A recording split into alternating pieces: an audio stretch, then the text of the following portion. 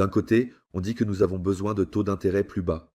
Mais hier, la nouvelle est également tombée que le PDG de BlackRock a déclaré que nous pourrions potentiellement obtenir des taux d'intérêt plus élevés. Si cela se produit, nous tomberions bien sûr ici en ruine. Je pense que c'est cependant intentionnel. Ici, bien sûr, encore une fois, manipulation du marché. Et aujourd'hui, nous parlons de quelque chose d'important. Comment et ce qui se passe réellement en coulisses. Et pourquoi ce n'est pas si mal que ça, comment cela se passe. Et avant de continuer, n'oubliez pas de laisser un like et un commentaire aujourd'hui. En ces temps difficiles, je compte d'autant plus sur votre soutien. Et assurez-vous de vérifier le lien vers Bitunix, une super plateforme d'échange pour traders, mais aussi pour acheter dans le CryptoSpot. Vous y obtenez un bonus de dépôt. Cela est valable jusqu'au 20 avril. Si vous déposez de l'argent, vous recevez un bonus. Vous déposez 1000 dollars et recevez 200 dollars. Comme bonus futur, assurez-vous de vérifier cela et participez absolument ici. Quelques jours se sont déjà écoulés. Et je pense qu'aujourd'hui, on peut encore une fois considérer le tout sous un autre angle. Ce lundi noir que nous avons vu maintenant rappelle assez fortement, en termes de chiffres et de données, le crash du corona. Et peut-être est-ce justement ce que Donald Trump souhaite. Car regardez cela. Ici, avec le corona, nous avons eu 4 semaines de chute brutale. Une baisse de 35% pour le S&P 500. Ce n'était vraiment pas agréable, c'était sacrément dur, mais c'était court et intense. Et ensuite, vous avez vu ce qui s'est passé. Nous avons eu une énorme tendance à la hausse, car ici en bas, il a été lentement annoncé que la Fed injecterait plus d'argent, inonderait les marchés de liquidités. Et c'est ainsi qu'à l'époque du corona, l'économie a été sauvée. Et nous avons eu ici encore une énorme montée. Nous avons presque doublé à nouveau sur le S&P 500. Donc c'est fou ce qui se passe ici, et nous préférons voir une réaction à court terme suivie d'une tendance haussière raisonnable, plutôt que ce que nous avons vu ici sous Joe Biden. Ici, nous avons vu que nous étions simplement stagnants pendant des mois. Ici, il ne s'est vraiment pas passé grand-chose. Pendant des mois, nous avons simplement eu une correction plus forte ici. Ou plutôt, cette correction a duré toute une année. Et c'est pourquoi je vous dis, nous préférons voir une douleur à court terme pour un succès à long terme, plutôt que de continuer, à chuter continuellement, sur plusieurs années. Alors, mieux vaut cette douleur brève, tout le reste devient vraiment beaucoup moins amusant. La Fed prévoit une croissance négative de moins 4% pour le prochain trimestre. Cela nous amènerait bien sûr en récession. De plus, nous voyons également que le chômage continue d'augmenter aux États-Unis. En conséquence, nous sommes actuellement en train de prévoir une récession. Tout cela est bien sûr encore accentué par les tarifs douaniers. Cela semble dangereux, mais nous avons également eu une petite récession lors du crash du corona. Là, nous avons aussi eu en quelque sorte une petite récession, et je pense que Trump veut à nouveau gérer cela de manière à ce que nous voyions une mini-récession à court terme pour un succès à long terme. Vous devez réfléchir, si nous sommes vraiment en récession, les marchés ne réagiront plus de manière très négative, parce que tout est déjà pris en compte dans les prix. Les investisseurs sont actuellement extrêmement incertains en ce qui concerne tous les marchés financiers. Ils ont même plus peur en ce moment qu'au moment du crash du corona. Et je veux dire, cela en dit déjà long. Historiquement, cela va être à nouveau un bon moment pour acheter des cryptos et des actions. Car lorsque nous sommes si profondément dans la peur à long terme, cela a toujours été un bon moment pour accumuler. Nous devrions aborder tout cela de manière rationnelle et non émotionnelle. Même avec l'indice des 4 biens crypto, nous sommes à nouveau au niveau le plus bas. Depuis le crash de FTX, c'est tombé, et c'est déjà fou à quel point nous sommes maintenant profondément plongés dans la peur. Je n'aurais pas pensé que nous tomberions à nouveau dans la peur, plus profondément qu'au moment du crash de FTX, lors d'un bull run. Et je dois vous rappeler à ce stade que nous ne sommes jamais passés de la peur à un marché baissier. Après la peur, il y a toujours eu un élan vers de meilleurs temps. Voici également un plan directeur sur la manière dont les États-Unis gèrent l'ensemble. Nous avions un dollar fort, de grands droits de douane, des coûts d'endettement. En conséquence, les États-Unis ont dû intervenir.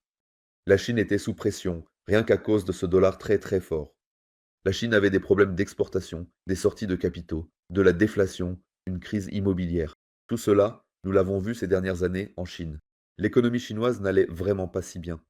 La Chine doit stimuler, avait besoin de crédit et a recommencé, à imprimer de l'argent, et a également lancé des programmes fiscaux. Ainsi, nous voyons de la part de la Chine une expansion monétaire, progressive, ce qui est très bon à l'avenir pour nos actifs à risque, pour le Bitcoin, les actions, et ainsi de suite. C'est ainsi que les choses se déroulent. Et à partir de là, nous voyons alors le prochain rallye, parce que nous avons à nouveau des crédits bon marché et une expansion monétaire. Nous avons vu cet exemple ces dernières années. Mais lentement, les États-Unis adoptent une autre politique et affaiblissent progressivement le dollar. Parce que l'objectif a été atteint progressivement. La Chine a contracté d'autres crédits. La Chine commence déjà à imprimer de l'argent, etc., pour renforcer l'économie.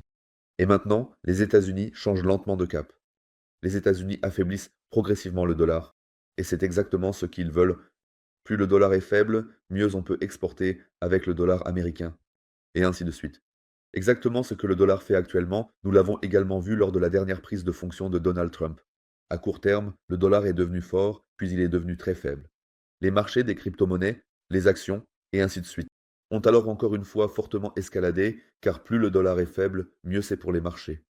Et cela se déroule actuellement exactement comme en 2017, lorsque Trump était déjà président. À court terme, nous avons même déjà vu que les taux d'intérêt des obligations d'État ont de nouveau augmenté. Cela signifie que les gens ont déjà commencé à retirer lentement de l'argent de là-bas et commencent lentement à revenir. Dans les marchés des crypto-monnaies et dans les actions, c'est en fin de compte ce que nous avons déjà observé ces derniers jours. Petit à petit, la confiance revient un peu. Cela ne signifie pas que cela ne peut pas encore descendre plus bas. Mais comme je l'ai dit, à long terme, c'est exactement ce qui est de mieux en ce moment. Douleur à court terme pour succès à long terme. C'est ce que Trump a souvent annoncé. Et pour le S&P 500, cela ressemble également à cela en ce moment. Regardez-le. Nous avons eu un crash temporaire, mais à long terme. Cela sera, historiquement parlant, méconnaissable. Être. Et je préfère un court crash plutôt que de stagner ici pendant des années. Ce crash offre actuellement des opportunités incroyables. Il faut en être conscient.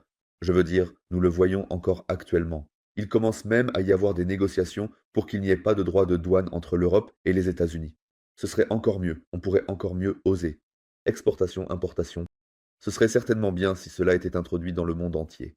Mais quoi qu'il en soit, il y a des négociations, et il est tout à fait logique que les États-Unis ne puissent pas maintenir ces droits de douane indéfiniment. Ce sont les pires droits de douane qu'ils ont eus depuis plus de 100 ans.